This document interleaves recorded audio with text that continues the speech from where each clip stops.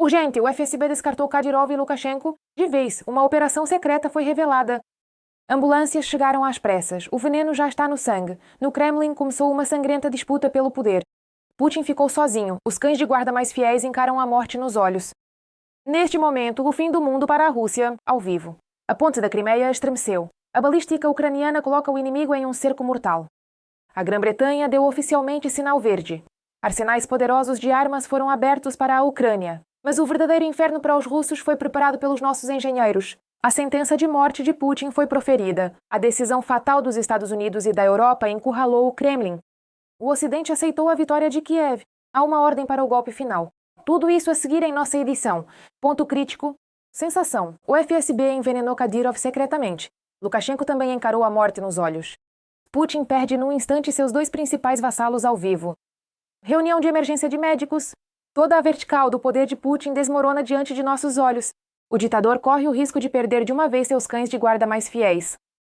Quem deu a ordem para liquidar os principais fantoches do Kremlin e que disputa sangrenta pelo poder já começou? Assista. Tal rei, tal comitiva. Seguindo Putin, que luta sem sucesso contra a demência progressiva, seu círculo íntimo também começou a fraquejar. Muitos viram nisso uma nova etapa no desenvolvimento do país. Apostando em seus subordinados leais, velhos amigos e colegas de faculdade, Pinha se cercou de uma equipe de idosos incapazes de segurar uma caneta, quanto mais um país inteiro. Infelizmente, isso continua até hoje. A idade média dos funcionários e ministros na administração do ditador russo já passou dos 65 anos. Mas mesmo os poucos assessores do Kremlin que, comparados ao idoso Pinha, poderiam ser chamados de sangue novo, na política, perdem a saúde com uma regularidade invejável assim que entram no círculo íntimo do ditador. O líder da Chechênia afirmou que querem matá-lo. O chefe da República da Chechênia tem apenas 49 anos, mas já parece um cadáver vivo. Há apenas alguns anos, Dondon irradiava força e confiança, mas nos últimos meses ele se locomove com uma bengala, raramente aparece em público e parece cada vez pior. Algo como quimioterapia, se é que se pode dizer assim. No momento da fase ativa, ele geralmente aparece no ar visivelmente inchado, demonstrando esse inchaço de forma clara. E quando essa fase passa, ou seja, quando ela termina, ele volta a aparecer, mas dessa vez murcho, sem aquele volume anterior. Mas o tratamento claramente não está ajudando Dondon. Correm boatos de que o Kremlin já está procurando ativamente um substituto para Kadyrov. O próprio líder checheno, ao saber disso, caiu em uma depressão terrível e viciou-se em substâncias proibidas. Kadyrov destruiu ativamente seu corpo com todos os tipos de estimulantes e substâncias psicotrópicas ao que se acredita. Pelo visto, o organismo dele não é dos mais fortes. No fim, Putin em breve ficará sem seu principal vassalo e cão de guarda, com quem assustaram todos os russos por anos. Enquanto o Dondon passa seus últimos dias à base de pós, os agentes do Kremlin, sem remorso, já começam a dividir a Chechênia. Correm boatos de que certos membros do FSB podem até ter contribuído para a piora na saúde do ditador checheno. Através daqueles mesmos psicotrópicos proibidos, Ramzan teria sido simplesmente envenenado. Os agentes russos têm muitas queixas contra Kadyrov. Eles o odeiam de verdade. Às vezes, isso vira conflito, por exemplo, sobre o rumo da guerra e as ações das unidades chechenas, que às vezes são ridicularizadas abertamente. Mas mesmo sem ajuda externa, os aliados de Putin encaram a morte com frequência. Um exemplo claro disso é Alexander Lukashenko. Este último sempre se vendeu ao povo como um gestor forte, capaz de cortar lenha, colher trigo e até jogar hóquei. Só que, ultimamente, tudo isso tem custado um esforço imenso a Alexander Grigorievich.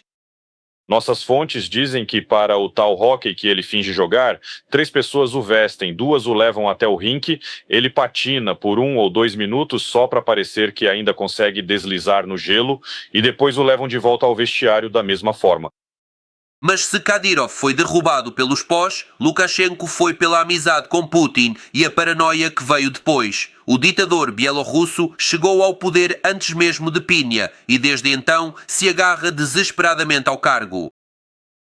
Ele não é mais o Lukashenko de 1994, que chegou querendo, como ele dizia, sacudir o parlamento e os outros. Ele está envelhecendo, está velho, estressado, não confia em ninguém e, claro, está ficando paranoico. Isso reflete nos seus discursos e no seu comportamento. Para ele, agora, é a última tentativa de se manter no poder. A paranoia do paizinho chegou ao ponto de ele recusar cirurgias, temendo que na sua ausência em Minsk ocorra um golpe militar. E que ele acorde da anestesia não mais como presidente, mas como prisioneiro.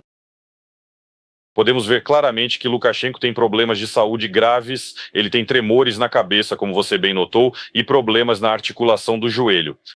Com esses sintomas e sem o tratamento adequado, alguns médicos dão a Lukashenko no máximo 1 ano, e a Kadyrov, com seus vícios nocivos, ainda menos. Portanto, é possível que em breve Putin perca seus 2 principais vassalos de uma vez, o que, segundo analistas, pode afetar seriamente o próprio Pinia. Depois do Dondon e do Batka, para o lixo da história, finalmente irá também o Vladimir Vladimirovich, que, para garantir, já bateu as botas. Choque. A Grã-Bretanha entrega um trunfo nas mãos das forças armadas da Ucrânia. Mísseis de última geração já se preparam para triunfar no interior da Rússia. Mas o verdadeiro inferno para o agressor foi criado por gênios ucranianos. Foi lançado oficialmente um drone monstro capaz de levar uma carga explosiva poderosa a uma distância absurda. Uma série de ataques profundos bem-sucedidos já começou. O que vem a seguir? Vejam. 3.000 quilômetros agora não são problema. Engenheiros ucranianos modificaram seus drones e hoje eles podem chegar a quase qualquer canto da Rússia, cobrindo 2/3 da área do país agressor.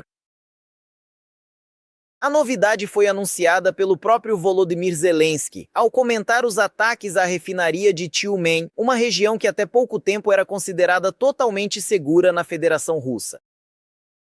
Nossas sanções de longo alcance atingiram a região de Tyumen, na Rússia. Isso também é refino de petróleo, a mais de 2.000 quilômetros da nossa fronteira estatal. Eficaz. Os novos drones modernizados funcionaram. Agora eles podem atingir alvos a uma distância de 3.000 quilômetros. Sou grato aos engenheiros da Farpoint.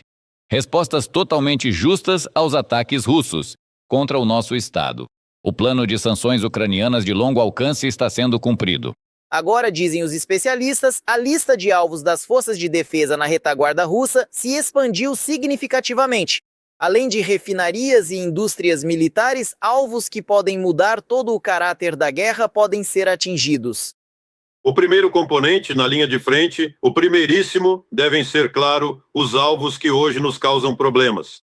Vemos que eles lançam justamente os Iskanders, mísseis balísticos e de cruzeiro, ou aviões de aeródromos a 800 ou 1.400 quilômetros de distância. Esses são os alvos diretos. É lá que precisamos bater todo dia sem parar para que não decolem nada. Ao mesmo tempo, Zelensky enfatizou que a Ucrânia continua com suas missões de médio alcance.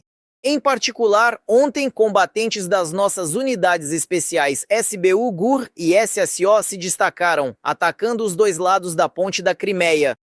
E, ao mesmo tempo, destruindo um novo carregamento de combustível para a península no porto de Kerch. Fechar totalmente, tanto a partir do território continental, como Mariupol, Zaporizhia, Kherson e todas as pontes e balsas, quanto a partir de Kerch. Esses ataques criam de fato as condições para o isolamento da Crimeia. E então bater em todos os territórios. Como se soube, durante este ataque, a logística militar também foi atingida com sucesso, além de 4 estações de radar dos sistemas S-400 e 2 sistemas Pantsir. Agora, na Crimeia, a defesa aérea está sendo destruída, pelo que entendo, numa velocidade muito maior do que a capacidade dos russos, mesmo com todo o esforço de repor esse sistema de defesa aérea. Isso é feito, obviamente, para aumentar os ataques à Crimeia e, como foi dito, transformá-la para os russos em uma ilha isolada. Estou com medo. E você sabe que tipo de míssil era? Passou pela casa, pela janela, um míssil voou em direção à ponte da Crimeia. Ao mesmo tempo, os meios para tais ataques das forças armadas ucranianas aumentarão em breve. A Grã-Bretanha desenvolveu para a Ucrânia mísseis de longo alcance e baixo custo, que em breve chegarão para testes, relata a Bloomberg. Supõe-se que os novos meios serão menos precisos e destrutivos do que o Storm Shadow ou o Scalp, mas custarão cerca de metade do preço e, o que é importante, não conterão componentes americanos. Isso significa que não é necessário consultar Washington antes de usá-los nem implorar ao Trump. Os países europeus da OTAN decidiram que realmente devem ter armas que realmente funcionem sem eles. E se amanhã ele disser, mudei de ideia, na verdade, voltei a amar o Putin e não quero que minhas belas armas americanas sigam para a Rússia, então não podemos dar nada à Ucrânia e vocês, por favor, aguentem firme aí. A ogiva do novo míssil será de aproximadamente 225 quilos de explosivos. O raio de ação é de mais de 500 quilômetros. E alvos para tais meios não faltam para as forças armadas ucranianas. Urgente. A decisão fatal da Europa e dos Estados Unidos sobre Putin. A Ucrânia superou triunfalmente a Federação Russa. O punho de aço para o golpe final já está erguido sobre o Kremlin. Uma dura derrota de Moscou na arena diplomática. O Ocidente reconheceu a vitória da Ucrânia. Todos os detalhes na reportagem. Triunfo diplomático de Kiev e derrota dolorosa de Moscou. O sucesso das forças armadas ucranianas no fronte dissipou definitivamente o espírito de Anchorage. Uma das partes não está totalmente em condições de cumprir os acordos alcançados em Anchorage. A Rússia não espera o cumprimento dos acordos, mas conta com a vitória e a realização de seus próprios objetivos. Em outras palavras, o Kremlin percebeu que agora não conseguirá fazer um acordo de bastidores com Trump pelas costas da Ucrânia, segundo o qual os Estados Unidos e a Federação Russa insistiriam juntos na retirada das forças armadas ucranianas de Donbas. Trump achava que a Ucrânia perderia. Por isso, ele queria selar uma paz rápida. Isso foi há menos de um ano. Houve um encontro entre Trump e Putin em Anchorage, quando o acordo já estava praticamente sobre a mesa. Dizia que entregaríamos território ucraniano que nem sequer tinha sido capturado ainda. Ele viu que tudo o que lhe disseram, que eles colapsariam, que não passariam do inverno, revelou-se mentira. A mudança na posição de Trump não surgiu do nada. Apesar do terror energético de Putin, os ucranianos superaram o inverno mais difícil. Em maio, as forças armadas da Ucrânia recuperaram mais territórios do que perderam. Drones atingem Moscou regularmente. E a balística ucraniana também está a caminho. Parece-me que os americanos podem questionar os russos. Então, onde estão os sucessos militares que vocês prometeram? Onde está tudo aquilo? Que vocês nos alimentaram politicamente antes de Anchorage e no que insistiram durante o encontro no Alasca, tudo isso não passou de uma ilusão. Após uma série de negociações de Volodymyr Zelensky, primeiro na cúpula do G7 e depois em Ramstein, a Ucrânia aproximou-se de uma licença para produzir mísseis de defesa aérea americanos. A Casa Branca iniciou consultas com militares e fabricantes. Espero que voltem com uma resposta positiva e possamos obter licenças para que nossas empresas e temos as capacidades necessárias, nosso complexo industrial militar possa ajudar a Ucrânia, o Oriente Médio e a Europa. Além da licença para produzir armas americanas na Ucrânia, as sanções dos Estados Unidos contra o setor petrolífero russo foram retomadas. E se o Estreito de Hormuz for totalmente desbloqueado em breve, o preço do petróleo russo cairá. E às vésperas das eleições para o Congresso, a prioridade da administração Trump na política externa será a resolução da guerra na Ucrânia. É óbvio que antes das eleições de meio de mandato, Trump e sua equipe não arriscarão entrar. Em algo como um novo espírito de Anchorage, provavelmente não o farão, pois temerão perdas eleitorais. Há argumentos para que a próxima aposta dos americanos não seja mais nos russos, mas sim na Ucrânia. Por muito tempo, Trump acreditou nas histórias de Putin e de seus negociadores. Mas a realidade finalmente alcançou o presidente dos Estados Unidos. E o Kremlin perdeu a capacidade de influenciar as decisões da Casa Branca.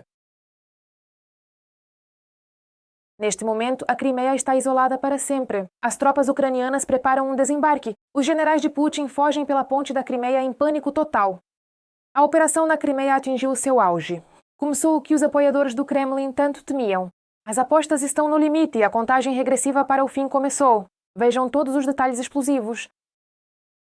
Ataques a instalações militares e de infraestrutura na Crimeia tornaram-se uma realidade diária para os russos. Esta noite, as Forças Armadas da Ucrânia atingiram a ponte na região de Razdolny, a artéria ferroviária mais importante dos ocupantes. Como resultado do ataque, o tráfego ferroviário foi temporariamente suspenso.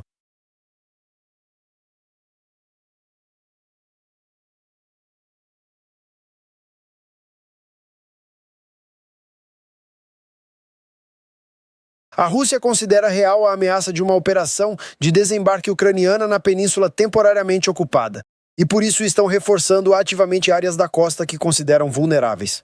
Continuamos a realizar operações anfíbias. De qualquer forma, o inimigo considera isso uma ameaça absolutamente real. Os russos estão reforçando ativamente áreas na Crimeia vulneráveis a desembarques, pois acreditam nessa possibilidade. Agora, a Ucrânia ataca ativamente a capacidade russa de suprir suas tropas na Crimeia, tornando gradualmente impossíveis as operações militares e a permanência das forças russas na península. Devido às ações dos drones ucranianos, em breve, a Crimeia se tornará uma ilha que poderá ser capturada por uma grande operação de desembarque. Basicamente, ocorre o isolamento da Crimeia por drones e, em breve, parece que ela se tornará uma ilha. E isso pode levar a consequências muito inesperadas para os russos. Essa perspectiva também é compreendida na Federação Russa. Aqui está uma arrecadação em uma rede social com um público de mais de 1 milhão. Lá diz diretamente por que é necessário doar para o exército russo. O inimigo tenta cortar a logística na Crimeia e no fronte. Para repelir ataques de drones, são necessários visores térmicos. O exército ucraniano usa sua frota de drones de ataque para atingir rotas de suprimento cruciais para a Crimeia. Ataques a pontes criam problemas logísticos tanto para militares quanto para civis. Devido ao fato de que essas pontes estão danificadas, elas também estão sempre desmoronando lá. É necessário construir novas travessias de pontões. Surgem engarrafamentos que se tornam alvos excelentes para ataques de drones e mísseis ucranianos. Ou seja, engarrafamentos, especificamente de caminhões-tanque e outros. A publicação americana The New York Times chama as ações da Ucrânia de bloqueio logístico. Nas últimas semanas, Kiev atacou dezenas de caminhões de combustível e trens na rodovia de Novorossiya, que leva à Crimeia, e também danificou pontes que ligam a península à parte ocupada pela Rússia. No futuro, isso pode levar as forças ucranianas a realizarem um desembarque na península. A Crimeia é o principal centro logístico e base para as operações militares russas no sul da Ucrânia.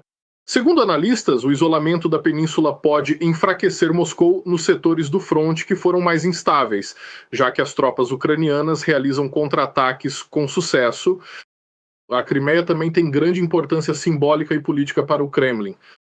Interrupções nos suprimentos destroem a ilusão de segurança, mostrando que a Rússia não pode proteger um recurso tão valioso. A Crimeia está gradualmente se transformando de um porta-aviões inafundável em uma armadilha. Uma armadilha para o exército russo acima de tudo. Sem combustível, munição e provisões, o agrupamento russo na Crimeia estará simplesmente em uma ratoeira. E o desembarque ucraniano pode simplesmente fechar essa armadilha. Este objetivo sagrado de Putin de devolver a Crimeia à Rússia é a sua principal conquista, pelo que entendo. Bem, pelo menos é o que ele pensa. Acontece que levou a uma tentativa completamente diferente de realizar esse objetivo sagrado. Levaram Putin e a Rússia a ficarem presos em uma armadilha, se não sagrada, pelo menos uma muito séria. Após 12 anos de ocupação, a Crimeia poderá, muito em breve, regressar à Ucrânia. Neste momento, o jogo acabou. Zelensky declarou um ultimato severo a Minsk. Lukashenko tem 7 dias ou uma limpeza de fogo começará. A Bielorrússia está num aperto mortal. Um movimento de emergência começou na fronteira. O tempo da diplomacia acabou. O fogo da vingança das Forças Armadas já não pode ser travado. Vejam todos os detalhes. A Bielorrússia começou a ameaçar oficialmente a Ucrânia. E o pretexto para isso foi uma provocação russa com um autocarro apoiada por Lukashenko. Durante as diligências de investigação iniciais, o local do incidente foi examinado. Foram encontrados e apreendidos fragmentos da fuselagem, componentes eletrônicos de uma aeronave não tripulada de ataque ucraniana e elementos de impacto de um engenho explosivo. Recorde-se que há pouco tempo a Rússia acusou a Ucrânia de um ataque com drone a um autocarro com crianças bielorrussas. Na região russa de Briansk, um drone ucraniano teria atingido um autocarro que levava crianças para um acampamento. Após esta mentira, Lukashenko decidiu que era necessário responder a isto. Não temos pressa em tirar conclusões, mas constatamos claramente o facto de que este drone é de origem ucraniana. É um drone ucraniano e, como dizem os ucranianos, sabem, eles deram-nos uma resposta às nossas queixas. Muitos compram estes drones. Ou seja, não fomos nós, foi alguém comprou, ou talvez é uma provocação ao ponto de ser quase como se os russos tivessem desferido tal golpe. Mas algumas coisas já são conhecidas hoje. Eles dizem que naquela altura não foram efetuados ataques na região de Bryansk. Mas o próprio motorista do autocarro diz que ele pessoalmente, bem, como provavelmente outra investigação mostrará, viu não um drone, mas vários, que, como ele diz, zumbiam e voavam sobre o autocarro. O representante permanente da Bielorrússia junto da SEI, Igor Nazaruk, declarou que a Bielorrússia tem agora o direito de proteger os seus cidadãos. Nós, na República da Bielorrússia, tomaremos todas as medidas necessárias para proteger a vida e garantir a segurança dos nossos cidadãos. E, ao mesmo tempo, reservamos-nos o direito de recorrer a ações apropriadas em relação ao lado ucraniano. O facto de se tratar de uma pura provocação foi também provado pelo Serviço de Segurança da Ucrânia. Eles interceptaram um documento russo que prova que o ataque poderia fazer parte de uma operação das forças de segurança russas, cujo objetivo era criar um pretexto para acusar a Ucrânia. Isto foi também confirmado pelo presidente ucraniano, pois este ataque não foi ucraniano. Além disso, os próprios russos asseguram na documentação que não houve qualquer drone ucraniano, apesar de o lado ucraniano ter contactado repetidamente a Bielorrússia para fornecer todas as provas. Mas Lukashenko continua a insistir na sua posição.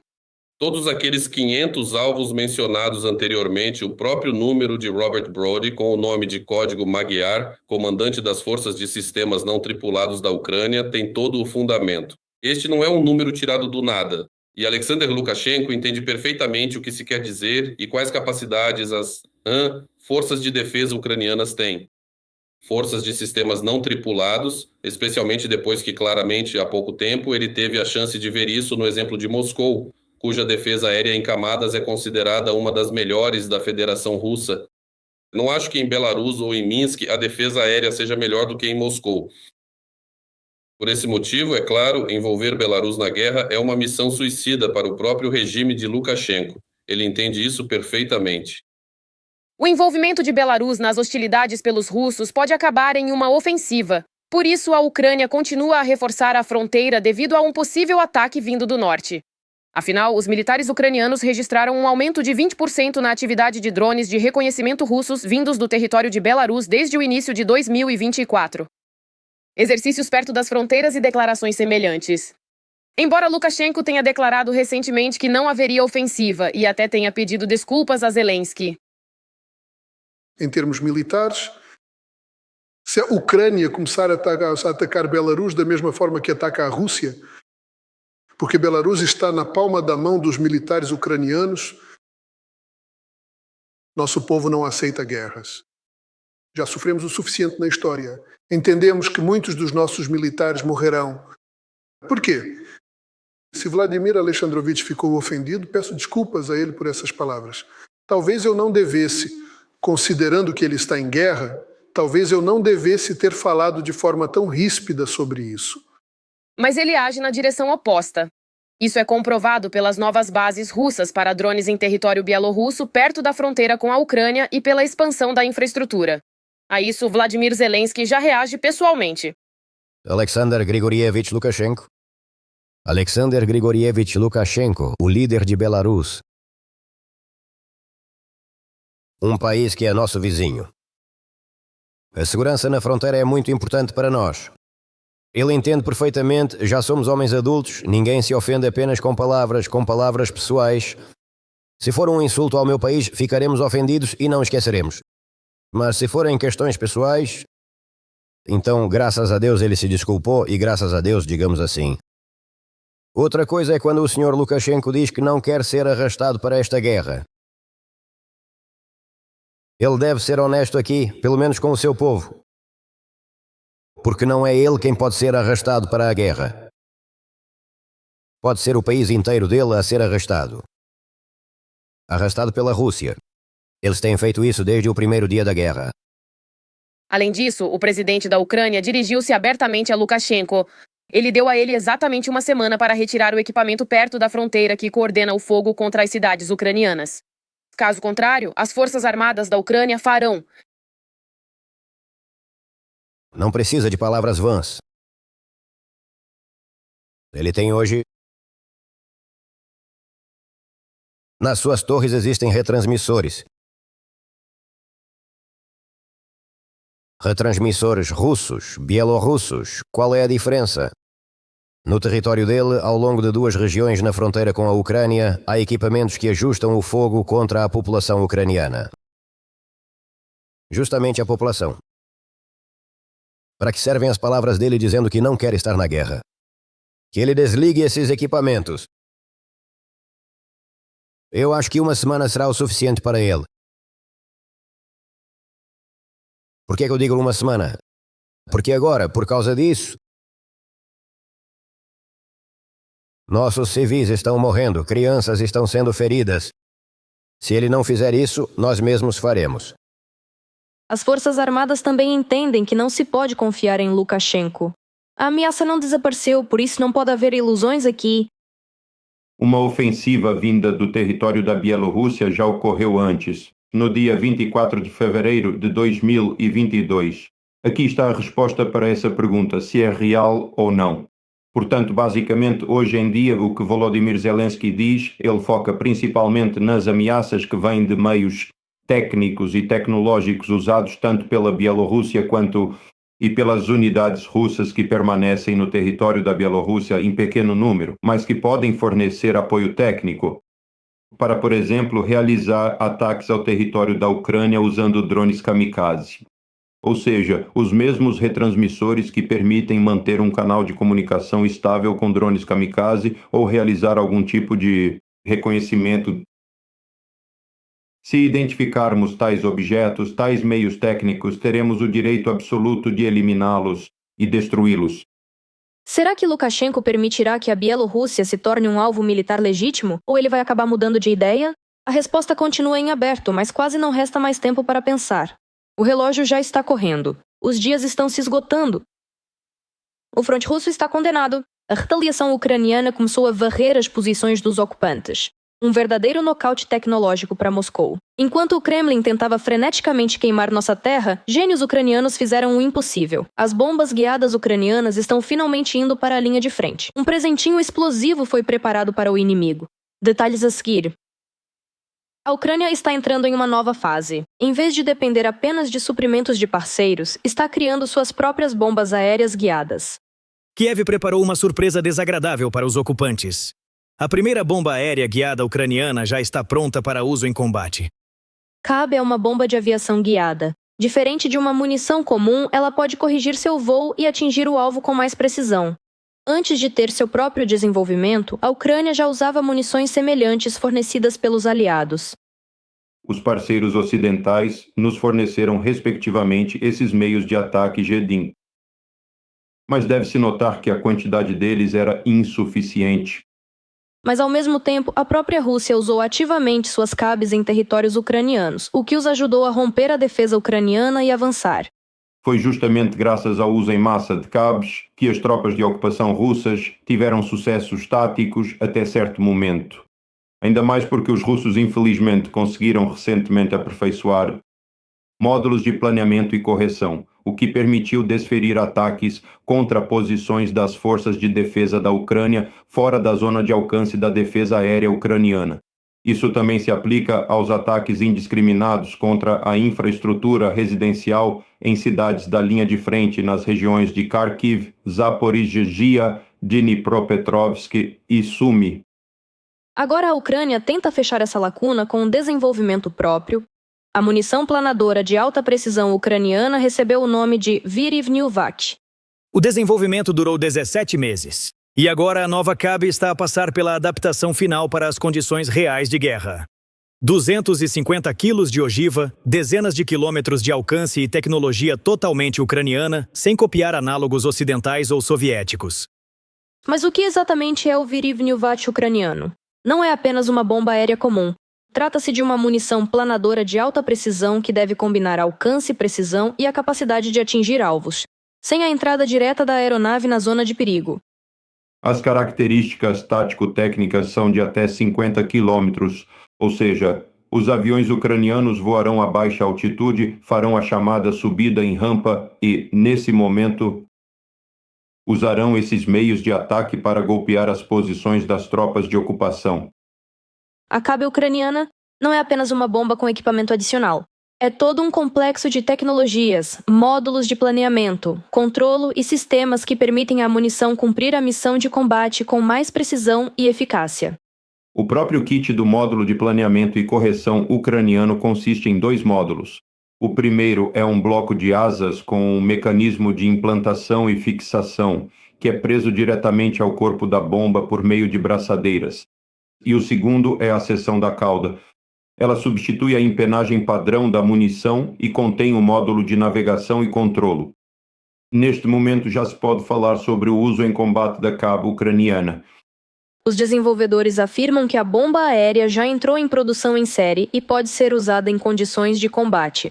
Para a Ucrânia, isso faz parte de uma estratégia mais ampla de criar os seus próprios sistemas de armas, desde drones até meios de longo alcance.